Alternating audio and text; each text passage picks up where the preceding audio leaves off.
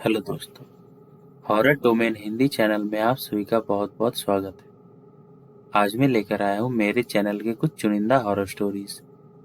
सभी horror stories सच्ची और बहुत ही ज़्यादा डरावनी है, तो इस वीडियो का अंत तक ज़रूर देखना।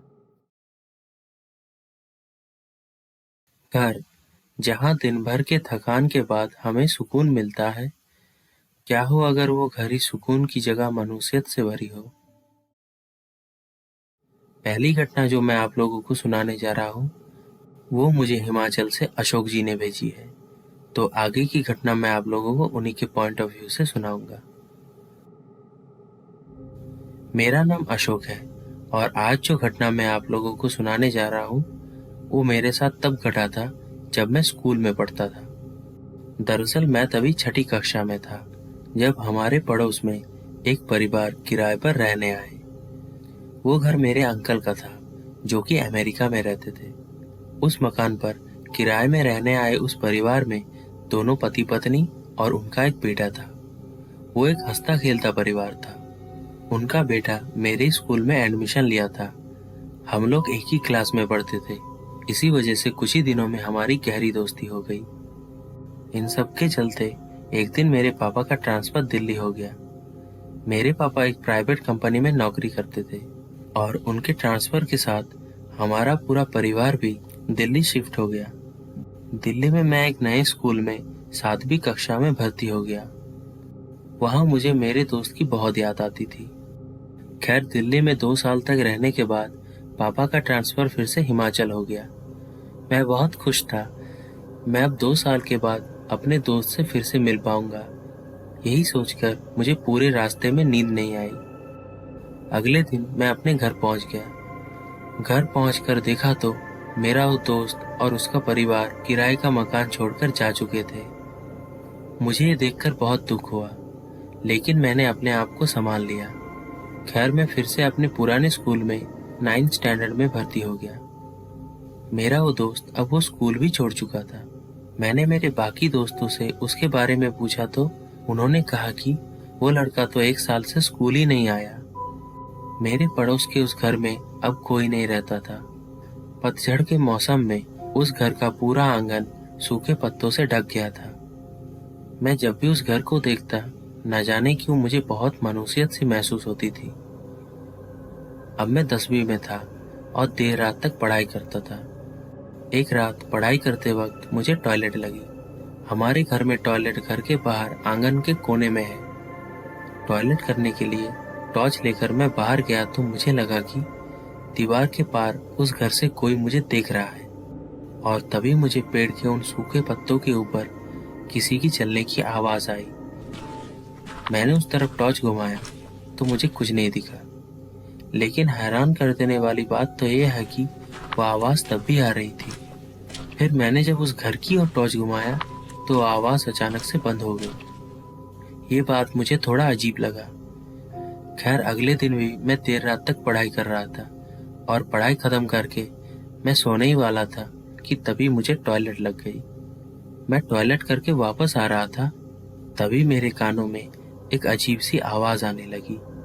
वो आवाज किसी औरत के दर्द से रोने की थी। वो आवाज उसी घर के आंगन से आ रही थी। मैंने उस तरफ अपना टॉर्च घुमाया। टॉर्च की लाइट में मैंने देखा कि एक औरत सफेद कपड़ों में मेरी ओर पीठ कर कर खड़ी है। उस औरत के कपड़े खून से सने थे। मैं कुछ समझ पाता उसके पहले ही वो औरत एकदम से मेरे सामने आ गई। फिर मैंने कुछ ही सेकंड्स के लिए सही उसका चेहरा देखा, और मैं सच बता रहा हूँ, मैंने इतना भयानक चेहरा अपनी पूरी जिंदगी में कभी नहीं देखा। उस औरत का चेहरा बहुत ही ज्यादा कटा फटा था और उसके चेहरे के बीचों बीच एक बहुत बड़ा घाव का निशान था। और तो और उस औरत की आंखें बाहर आ रही थी। ये मंजर इतना दिल दहला देने वाला था कि मेरी चीख निकल गई और मैं चीखते चिल्लाते हुए भागकर अपने कमरे में आ गया। मेरी आवाज सुनकर पापा नींद से जाग गए और मेरे कमरे में आकर मुझसे पूछा कि क्या हुआ अशोक, इतनी रात को तुम इस तरह शोर क्यों मचा रहे हो। मैंने रोते हुए पापा को पूरी घटना बताई, लेकिन मेरे पापा तो मुझ पे ही गरियाने लगे। गरियाते हुए उन्होंने मुझसे कहा कि इतनी रात तक अगर तुम उल्लू की तरह ऐसे ही जागते रहोगे तो तुम्हें भूत क्या बहुत कुछ दिखेंगे। जाके चुपचाप सो जाओ, बाकी पढ़ाई कल सुबह कर लेना। पापा की डांट सुनकर मैं सो गया, लेकिन मैं जब भी आंखें बंद कर रहा था तो मुझे उस औरत का वो भयानक चेहरा याद आ रहा था। खैर वो रात तो कैसे भी करके बीत गई, लेकिन उसके अगले कई रातों तक मुझे ठीक से नींद नहीं आई। रात को सोते वक्त मुझे बहुत बुरे सपने आने लगे। हर रात मैं उस औरत को अपने सपने में देखता। वो औरत मुझे कुछ कहना चाहती थी, लेकिन सपने में जब भी वो औरत मेरे सामने आती थी तो उसका वो भयानक शक्ल देखकर मेरी नींद टूट जाती थी। मेरी हालत अब इतनी खराब हो गई थी कि मैं अब अकेले रात को टॉयलेट जाने से भी डरने लगा। लेकिन हालात और भी बदतर हो गए जब एक दिन मेरे माँ ने भी उस भयानक औरत को देख लिया। मेरी माँ शाम को छत पर से सूखे हुए कपड़े लाने गई थी कि तभी उन्होंने उस भयानक औरत को देखा। वो औरत हमारे पड़ोस के घर के खिड़की से सीधा मेरी मम्मी को ही घूर रही थी। मम्मी चिल्लाते हुए नीचे आई और पापा को सारी बात बताई। मम्मी की बात सुनकर भी पता नहीं क्यों पापा हमारी बातों पर यकीन ही नहीं कर रहे थे। उल्टा वो हमारे ऊपर ही भड़क गए और वो कहने लगे, कमाल है, घर में सभी को भूत दिख रहे हैं, मुझे तो कोई भूत नहीं दिखा। भूत क्या सिर्फ तुम लोगों को ही दिखते हैं? खैर उस वक्त तो पापा हमारी बात को नहीं माने, लेकिन बाद में जाकर उन्होंने इस बात पर बहुत सोचा। अब अगले दिन मेरे पापा अड़ोस पड़ोस के लोगों को इस घटना के बारे में बताया और हमारे पड़ोसियों ने पापा को उस घर के बारे में ऐसी बात बताई जिसे सुनकर पापा को यकीन हो गया कि हम लोग यानी मैं और मेरी माँ मजाक नहीं कर रहे थे। पड़ोसियों ने पापा को बताया कि हमारे परिवार के दिल्ली जाने के बाद से ही उस घर में जो किराएदार रहता था उसके साथ उसकी बीवी का बहुत झगड़ा होने लगा। दिन ब दिन वो झगड़ा बढ़ते ही गया और एक दिन तो पानी सर के ऊपर चला गया। उस किराएदार ने अपनी बीवी को एक कुल्हाड़ी से उसके चेहरे पर वार किया और उसे मौत के घाट उतार दिया। उसके बेटे को नाना के घर पहुंचाकर वो आदमी अब जेल में है। और तो और उस घटना के 6 महीने बाद एक दूसरा किराएदार भी उस घर में रहने आया था, लेकिन शायद वो उस औरत की अतिरिक्त आत्मा ही थी जिसने उस किराएदार को उस घर में टिकने नहीं दिया। अगले दिन ही उसे बोरिया बिस्तर बांधकर उस घर को छोड़ना पड़ा। इस घटना के बाद से ही उस घर में आज तक कोई रहने को नहीं आया। ये सारी बात पापा ने आकर मेरी मम्मी को बताया और अगले दिन मम्मी ने नाना जी को फोन पर सारी बातें बताई। तो मेरी मम्मी की बात सुनकर मेरे नाना जी ने बताया कि बेटा ये सब चीजों को ज्यादा दिनों तक नजरअंदाज नहीं करना चाहिए और जितनी जल्दी हो सके उस घर में एक हवन करवाओ ताकि उस अतृप्त आत्मा को मुक्ति मिले। नाना जी के बताने के 2 दिन बाद ही मेरे पापा एक अच्छे पंडित को बुलाकर उस घर में हवन करवाया। सिर्फ मेरे पापा और वो पंडित ही उस घर में घुसे थे। हम लोग की उस घर में जाने की हिम्मत नहीं हुई और हवन खत्म होने के बाद पापा ने हमें कुछ बातें बताई। पापा ने कहा कि जब उन्होंने उस घर में कदम रखा तभी उनको मानूसियत सी महसूस होने लगी। उस घर में चारों तरफ धूल और मकड़ी की जाले लगे हुए थे और तो और सबसे डरावनी बात तो ये है कि उस घर के उत्तर दिशा में जितने भी दीवारें थी हर दीवार में खून के छींटे लगे हुए थे। वो हवन जितना आगे बढ़ रहा था वो खून के छींटे भी धीरे धीरे गायब हो रही थी। खैर हवन के बाद से ही उस घर में हमें अब कभी भी कुछ भी पैरानॉर्मल घटित होते हुए नहीं दिखा।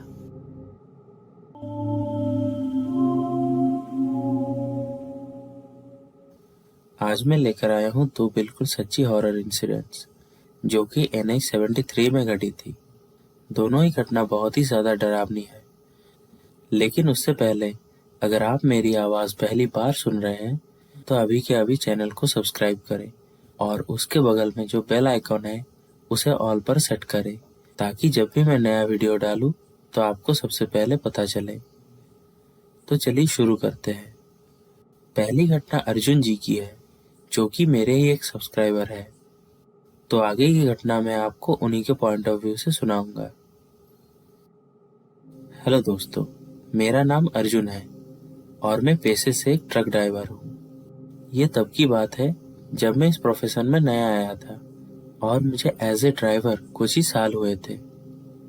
एक दिन मेरी शिफ्ट खत्म हो गई थी और मैं सो रहा था। तभी रात को मुझे मेरे मालिक का कॉल आया कि कुछ सामान को लेकर मुझे अर्जेंटली बेंगलुरु जाना है। तभी रात के 12 बज रहे थे और मेरा पार्टनर तब घर जा चुका था, इसीलिए मुझे अकेले ही ट्रक में सारा सामान लोड करना पड़ा। ट्रक में सारा सामान लोड करके मैं NH-73 से बेंगलुरु के लिए निकल पड़ा। तभी वो ठंड का मौसम था। रास्ते में चारों तरफ कोहरा ही कोहरा था। पूरा रास्ता बिल्कुल सुनसान था। दूर दूर तक किसी भी आदमी का नामो निशान तक नहीं था। सिर्फ बीच बीच में मेरे जैसे एक दो ट्रक जा रहे थे। मुझे ट्रक चलाते हुए अब 2 घंटे हो गए और अभी रात के 2:30 बज रहे थे। अचानक मुझे रास्ते में एक आदमी दिखा। वो आदमी बहुत ही परेशान लग रहा था। हाथ दिखाकर वो मुझे ट्रक रोकने के लिए कह रहा था। फिर उसके पास जाकर मैंने ट्रक रोक दिया। मैंने देखा कि उसके सर से बहुत ज्यादा खून निकल रहा है। वो आदमी कतराते हुए मुझसे कहा कि भाई साहब, मेरी कार की एक्सीडेंट हो गई है, मुझे प्लीज आप हॉस्पिटल लेकर चलिए। उसका इतना कहते ही मैंने उस तरफ नजर घुमाया जहां पर वो आदमी इशारा कर रहा था। उस समय कोहरा बहुत ही ज्यादा था, इसीलिए मुझे ज्यादा दूर तक दिखाई नहीं दे रहा था। कहाँ है आपका कार भाई साहब? ये कहकर जब मैं उसकी ओर पलटा तो वहां कोई नहीं था। वो आदमी महज कुछ ही सेकंड में ही मेरी आंखों के सामने से गायब हो गया था। और तभी रोड के पास के जंगल से किसी आदमी के दर्द से चिल्लाने का आवाज आने लगा। अब मैं बहुत ही ज्यादा डर गया। मैंने तुरंत ट्रक स्टार्ट किया और वहां से जल्द निकल गया। मुझे समझ ही नहीं आ रहा था कि वो आदमी जो कि एक्सीडेंट की वजह से इतना घायल था, कुछ ही सेकंड में कैसे मेरे आंखों के सामने से ओझल हो गया। और वो दर्द से चिल्लाने की आवाज किसका था? यही सब सोचते हुए मैं ट्रक चलाने लगा। फिर मुझे सड़क के किनारे एक ढाबा दिखा। मैंने उस ढाबे के पास अपनी ट्रक रोक दी। ढाबे में बैठकर जब मैं खाना खा रहा था तो मुझे बहुत ज्यादा परेशान देखकर वहां के एक आदमी ने मुझसे पूछा कि क्या हुआ है भाई साहब, आप इतना परेशान दिख रहे हो? तब मैंने पूरी घटना उनको सुनाया। मेरी बात सुनकर वो आदमी मुझसे जो कहा वो सुनकर मेरा खून जम गया। उन्होंने कहा कि लगभग 2 साल पहले एक आदमी कार लेकर अपने माँ से मिलने जा रहा था। उनकी माँ हॉस्पिटल में एडमिट थी। इसी चीज का टेंशन लेकर वो आदमी बहुत ही तेजी से NH-73 से होकर जा रहा था। तभी कोहरा बहुत ही ज्यादा था, इसी वजह से उसको आगे रास्ता ठीक से नहीं दिख रहा था और वो आदमी एक पेड़ से जाकर टकरा गया। बुरी तरह से घायल होने के बावजूद भी वो आदमी तब भी जिंदा था और अपनी गाड़ी से निकलकर सबसे लिफ्ट मांगने लगा। कई घंटों तक मौत से जूझते हुए वो आदमी सबसे मदद मांगने लगा, लेकिन किसी ने भी उन्हें मदद नहीं किया। फिर कुछ जंगली जानवरों ने उन पर हमला कर दिया। दर्द से चिल्लाते हुए आखिरकार उन्होंने अपना दम तोड़ दिया। आपने जिसको कुछ घंटे पहले मदद मांगते हुए देखा था वो और कोई नहीं बल्कि उसी आदमी का आत्मा था जिसे अभी तक शायद मुक्ति नहीं मिली। उसी सड़क पर आज भी वो सबसे मदद मांगता है। तो ये था दोस्तों पहली घटना। और अब दूसरी घटना जो मैं आप लोगों को सुनाने जा रहा हूँ वो सैंडली कोच्चर जी ने कोरा पर शेयर किया था। तो आगे की घटना मैं आपको उन्हीं के पॉइंट ऑफ व्यू से सुनाऊंगा। दोस्तों आज जो डरावनी घटना मैं आप लोगों को सुनाने जा रही हूँ वो मेरे सासू माँ के साथ घटा था और उस घटना की वजह से आज भी वो बहुत ही ज्यादा परेशान है। लगभग 15 साल पहले की बात है। मेरी सासू माँ और ससुर जी NH-73 से होकर जा रहे थे। तभी गर्मी का मौसम था और वो लोग दोपहर में बाइक से वहां से गुजर रहे थे। दोपहर की उस झुलसा देने वाली गर्मी में उन्हें बहुत ही ज्यादा प्यास लग गई। कुछ दूर जाने के बाद रास्ते के साइड पे उन्हें एक हैंडपंप दिखा तो मेरे ससुर जी ने अपनी बाइक रोकी। एक बड़े से पेड़ के छांव में अपनी बाइक पार्क करके वो लोग उस हैंडपंप से पानी पीने लगे। पानी पीकर वो लोग अपने रास्ते में आगे बढ़ ही रहे थे कि अचानक मेरी सासू माँ को ऐसा लगा कि किसी ने पीछे से उनका नाम लेकर उन्हें बुलाया।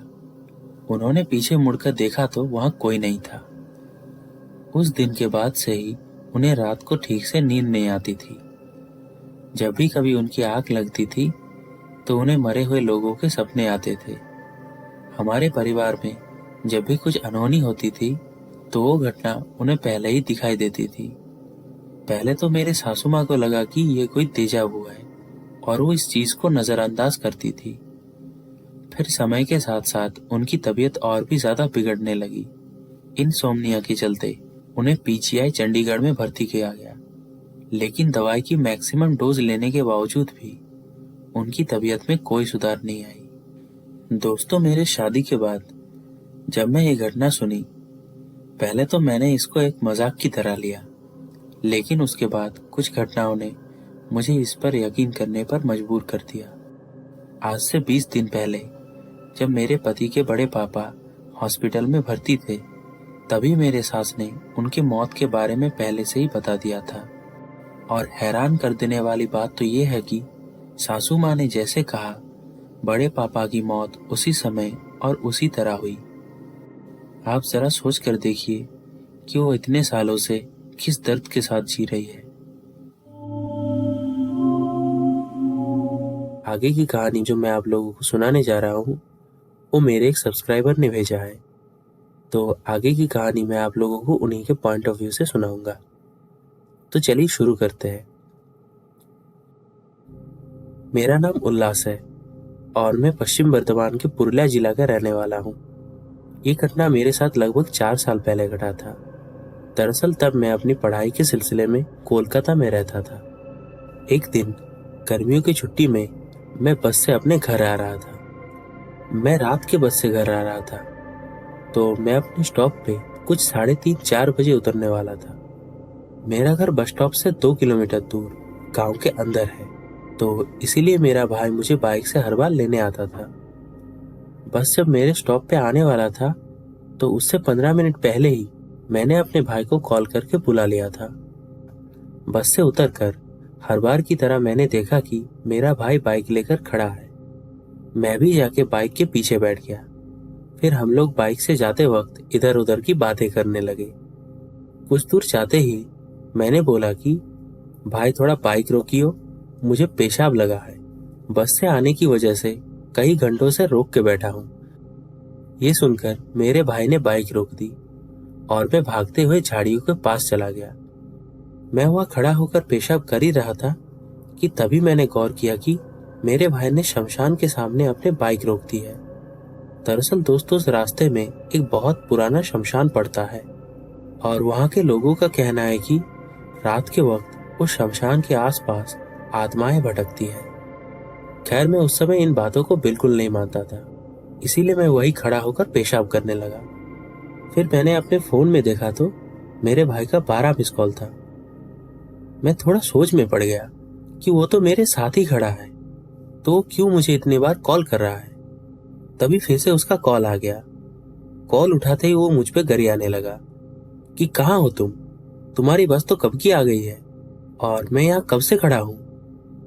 पहले तो मुझे ये लगा कि मेरे भाई मुझे डराने के लिए ऐसा मजाक कर रहा है। फिर मैंने अपने पीछे नजर घुमाया तो बिल्कुल दंग रह गया।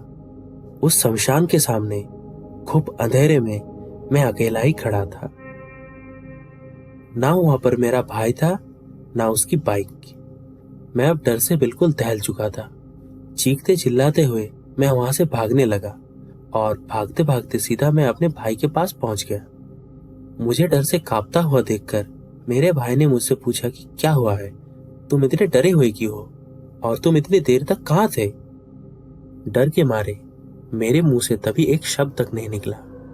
मैं बस चुपचाप जाके अपने भाई के साथ बाइक के पीछे बैठ गया। घर पहुंचते ही मैंने घटना सभी को बताया। तभी मेरे दादी ने मुझसे कहा कि कुछ देर पहले तुमने जिसको देखा था वो कोई और नहीं बल्कि एक छलावा था जो कि तुम्हारे भाई का रूप लेकर आया था। ये तो तुम्हारी किस्मत अच्छी थी कि तुम पेशाब करने के बहाने बाइक से उतर गए, वरना अगर तुम उस छलावा के साथ चले जाते तो पता नहीं तुम्हारा क्या होता। पहली घटना जो मैं आप लोगों को सुनाने जा रहा हूँ वो हॉरर स्क्रिप्ट नाम के एक यूजर ने कोरा पर शेयर किया था। तो आगे की घटना मैं आपको उन्हीं के पॉइंट ऑफ व्यू से सुनाऊंगा। ये घटना मेरे मासी के साथ घटा था। तब उनकी उम्र 12-13 साल होगी। एक दिन दोपहर के बाद मेरी मौसी उनके दोस्तों के साथ आम के बागीचे में खेल रही थी। उस समय गर्मी का मौसम था और रोज की तरह वो लोग तरह तरह की खेल खेल रहे थे कि तभी अचानक से उन्हें सड़े हुए मांस की बदबू आने लगी। वो बदबू बहुत ही ज्यादा भयानक था। पहले तो मेरे मासी ने इस बदबू को नजरअंदाज कर दिया, लेकिन फिर धीरे धीरे इस भयानक बदबू से सबका दम घुटने लगा। इसी वजह से मेरे मौसी और उनके दोस्तों ने उस बागीचे में कहीं और जाके खेलने का तय किया। वो आम का बागीचा बहुत बड़ा था और हर पेड़ के नीचे बहुत सारे पके हुए आम पड़े हुए थे। उन्हें वहां खेलते खेलते अब शाम हो गई थी। अब वहां से सभी अपने अपने घर लौटने वाले थे। मेरे मौसी और उनके सारे दोस्तों ने सोचा कि क्यों ना घर जाने से पहले कुछ आम ही इकट्ठा कर लिया जाए। इसीलिए वो लोग छोटे छोटे ग्रुप्स में डिवाइड होकर पेड़ के नीचे गिरे हुए आम इकट्ठा करने लगे। तभी अचानक से मेरे मौसी के दोस्तों में से एक लड़की भागते हुए मेरे मौसी के पास आई। वो लड़की बुरी तरह से हाँफ रही थी और उसके चेहरे में डर साफ साफ दिखाई दे रहा था। उसने हाँफते हुए हम सबसे कहा कि हमें जल्द से जल्द यहाँ से निकलना चाहिए। हम सबको तो पहले कुछ समझ ही नहीं आया। हमने उससे पूछा कि क्या हुआ है, तुम इतनी डरी हुई क्यों हो। हमारे इतना पूछते ही उसने एक आम के पेड़ की ओर इशारा किया। फिर मेरे मौसी और उनके दोस्तों ने जो देखा वो सोचकर आज भी मेरे रोंगटे खड़े हो जाते हैं। उन सब ने देखा कि पेड़ के डाली में एक औरत सफेद साड़ी पहनकर उन सब की ओर पीठ कर कर बैठी थी। उस औरत के खुले बाल हवा में उड़ रहे थे और वो इतने लंबे थे कि उसकी कमर तक आ रहे थे। उस आम के पेड़ के डाली में बैठकर वो कुछ गाना गुनगुना रही थी। मेरे मौसी और उनके दोस्तों को अब समझ आ गया था कि ये औरत कुछ और नहीं बल्कि एक चुड़ैल है। ये मंजर इतना खौफनाक था कि सबकी जान हलक में आ गई थी। डर से सभी कांप रहे थे, लेकिन फिर भी वो लोग हिम्मत करके वहां से भागने लगे। मेरी मौसी कहती है कि वो सफेद साड़ी वाली चुड़ैल एक डाली से दूसरी डाली में कूद के उनका तब तक पीछा किया जब तक कि ना वो सब लोग आम के बागीचे से बाहर निकल गए। तो ये था दोस्तों पहली घटना। और अब दूसरी घटना जो मैं आप लोगों को सुनाने जा रहा हूँ वो गीत मेहता नाम के एक शख्स ने कोरा पर शेयर किया था। तो आगे की घटना मैं आप लोगों को उन्हीं के पॉइंट ऑफ व्यू से सुनाऊंगा। मेरा नाम गीत है और एक बार मेरा यंगर कजिन ब्रदर हमारे घर कुछ दिनों के लिए रहने आया था। तो एक दिन हमने रात को एक हॉरर मूवी देखने का तय किया। काफी बहस के बाद हमने डिसाइड किया कि हम लोग द कंजूरिंग मूवी देखेंगे। रात को कमरे का सारा लाइट ऑफ करके मैं और वो मेरे लैपटॉप में द कंजूरिंग मूवी देखने लगे। आधा मूवी देखने के बाद हमें प्यास लगी। मैंने सोचा कि किचन से कुछ स्नैक्स और पानी लेकर आते हैं। तो मैंने मेरे लैपटॉप में VLC मीडिया प्लेयर से जो मूवी चल रहा था उसे पॉज कर दिया। VLC मीडिया प्लेयर से मूवी पॉज करने के बाद भी वीडियो तो पॉज हो गया, लेकिन हैरान कर देने वाली बात तो यह है कि उसका ऑडियो फिर भी चल रहा था। फिर मैंने VLC प्लेयर एप्लीकेशन को ही क्लोज कर दिया, लेकिन वो ऑडियो फिर भी बंद नहीं हुआ। उसके बाद मैंने लैपटॉप को ही शट डाउन कर दिया। दोस्तों मेरा यकीन कीजिए, मैं आपको बिल्कुल बढ़ा चढ़ा कर नहीं बोल रहा हूँ, वो ऑडियो तब भी चल रहा था। मेरे लैपटॉप को शट डाउन करने के बाद जब उसकी स्क्रीन की लाइट ऑफ हो गई, उसके बाद भी लगभग 5 सेकंड तक वो ऑडियो चलते रहा। उसके बाद वो अचानक से बंद हो गया। दोस्तों मैं भूत प्रेतों में यकीन नहीं करता और वैसे भी मुझे पता है ये कोई टेक्निकल ग्लिच के चलते ये सब हुआ, लेकिन मैंने पहले कभी भी मेरे लैपटॉप के साथ ऐसा कोई प्रॉब्लम फेस नहीं किया था। खैर, वो जिस भी कारण से हुआ क्यों ना था, डर से मैं और मेरे भाई के जान हलक में आ गया था, क्योंकि तब हम लोग कुछ और नहीं बल्कि द कंजूरिंग मूवी देख रहे थे। तो ये था दोस्तों मेहता जी की कहानी। और अब मैं आप लोगों को बताना चाहता हूँ कि मेहता जी की तरह ऐसा कुछ मेरे साथ भी घटा था। लगभग 6 महीने पहले मैंने अपने फ़ोन में द एग्जॉर्सिस्ट मूवी डाउनलोड किया था। द एग्जॉर्सिस्ट 1973 की एक हॉरर थ्रिलर मूवी है जो कि सच्ची घटनाओं पर आधारित है। इस मूवी को दुनिया के सबसे डरावने मूवीज में गिना जाता है। इसीलिए जब ये मूवी रिलीज हुई थी तब बहुत सारे देशों ने इस मूवी को बैन तक कर दिया था। खैर, मुझे हॉरर फिल्म देखना बहुत पसंद है, इसीलिए इस मूवी का हिस्ट्री जानने के बावजूद भी मैंने इसको अपने फ़ोन में डाउनलोड किया था। मेरे भाई ने भी मुझे इस फिल्म को डाउनलोड करने से मना किया था, लेकिन मैंने उसकी एक ना सुनी। खैर, एक दिन रात को जब मैं अपने फ़ोन के एमएक्स प्लेयर से ये मूवी को देख रहा था, तभी किचन से मेरे माँ ने मुझे आवाज़ दिया। तो मैं मूवी पॉज करके किचन में जाने लगा, लेकिन मैंने देखा कि वीडियो पॉज होने के बावजूद भी उसकी ऑडियो बैकग्राउंड में चल रही थी। मैं आपको ये बता दूं कि एमएक्स प्लेयर में बैकग्राउंड प्ले का ऑप्शन रहता है, लेकिन अगर आप वीडियो को पॉज करते हैं तो वो काम नहीं करता। और वैसे भी मेरे एमएक्स प्लेयर का बैकग्राउंड प्ले तभी ऑफ था। खैर, फिर मैंने ऐप को ही किल कर दिया और रैम को भी क्लियर कर दिया। लेकिन हैरान कर देने वाली बात तो ये है कि तब भी वो ऑडियो चल रहा था। फिर मैंने फोन को ही स्विच ऑफ कर दिया।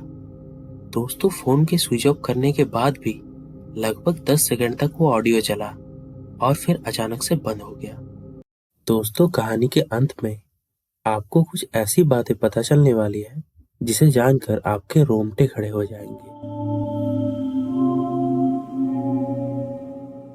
आगे की कहानी रायपुर से निशांत जी ने भेजा है, तो आगे की कहानी मैं आप लोगों को निशांत जी के पॉइंट ऑफ व्यू से सुनाऊंगा। दोस्तों, मेरा नाम निशांत है और आज मैं आप लोगों को मेरे साथ घटा एक रियल पैरानॉर्मल इंसिडेंट शेयर करने जा रहा हूँ। ये घटना तब की है जब मैं 7th स्टैंडर्ड में पढ़ता था। दरअसल तब मुझे और मेरे एक दोस्त को स्कूल में 15 अगस्त के फंक्शन के लिए फूल तोड़ने की जिम्मेदारी दी गई थी। इसीलिए हम दोनों ने सोचा कि स्कूल के पीछे जो बड़ा सा फूलों का बागीचा है वहां से फूल तोड़ेंगे। लेकिन हम दोनों के सामने एक दिक्कत थी। उस बागीचे का जो माली था वो बहुत खड़ूस किस्म का इंसान था। अगर वो हमें फूल तोड़ते हुए पकड़ लेता तो हमें बहुत मार पड़ने वाली थी।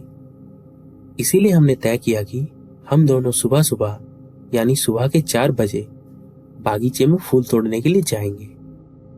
प्लान के मुताबिक अगले दिन उसके बुलाने से मेरी नींद खुली और हम दोनों फूल तोड़ने के लिए उस बागीचे में चले गए। तभी बहुत अंधेरा था, फिर भी हम दोनों फूल तोड़ रहे थे। उस बागीचे में फूल तोड़ते हुए हमें लगभग 1 घंटा बीत चुका था।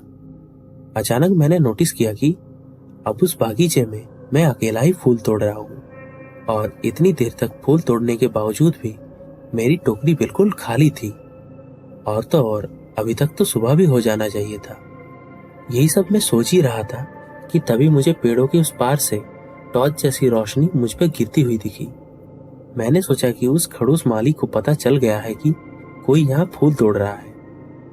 इसी वजह से डर के मारे मैं अपने टोकरी को झाड़ियों में फेंक कर दीवार फांद कर भाग गया। अब मेरे दिमाग में वही चल रहा था कि मेरा दोस्त अचानक से कहाँ गायब हो गया, और तो और मैंने इतनी देर से जितने फूल तोड़े वो अचानक से कहाँ चले गए। यही सब सोचते हुए मेरी नजर हॉल पे लगी हुई घड़ी पर पड़ी तो मैंने देखा कि रात के 2:30 बज रहे थे। अब मुझे बहुत ही ज्यादा डर लगने लगा। डर के मारे मैं हनुमान चालीसा पाठ करने लगा, जो कि मुझे मेरी दादी जी ने सिखाई थी। अब मुझे इतना समझ आ गया था कि अभी अभी मेरे साथ जो घटा वो कोई आम घटना नहीं था, बल्कि ये कोई ऊपरी चक्कर था। हॉल में जागते हुए और हनुमान चालीसा पाठ करते हुए मैंने वो पूरी रात गुजार दी और पता नहीं कब मेरी आंख लग गई। आंख खोलकर देखा तो मैं अपने कमरे में लेटा हुआ था और मुझे बहुत बुखार चढ़ गया था। नींद से जागते ही मैंने देखा कि दादी मेरे सर पर गीली पट्टी कर रही है। मैंने तब दादी जी को रात में मेरे साथ जो हुआ वो सारी बात बता दी। ये सुनने के बाद पहले तो दादी ने मुझे बहुत डांटा, फिर बोली कि शाम को जब तुम और तुम्हारा वो दोस्त फूल तोड़ने की प्लानिंग कर रहे थे, तब तुम लोगों ने अनजाने से ही सही किसी छलावा को अपनी ओर आकर्षित कर लिया था, और रात को कोई और नहीं बल्कि वो छलावा ही तुम्हारे दोस्त का रूप लेकर तुम्हें बुलाने आया था। और तुम जहां फूल तोड़ने के लिए गए थे, हो ना हो वो उस छलावा का ही बनाया हुआ भ्रम था। सुबह 5:30 बजे तुम्हारा दोस्त तुम्हें बुलाने आया था। तुम्हें बहुत तेज बुखार है, ये देखकर वो वापस अपने घर चला गया। ये तो तुम्हारी किस्मत अच्छी थी कि तुम किसी तरह से वहां से बचकर निकल गए, वरना पता नहीं तुम्हारा क्या हाल होता।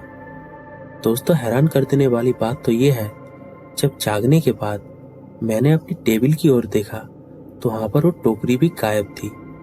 मुझे साफ साफ याद है कि मैंने उस टोकरी को वहां झाड़ी में फेंक दिया था।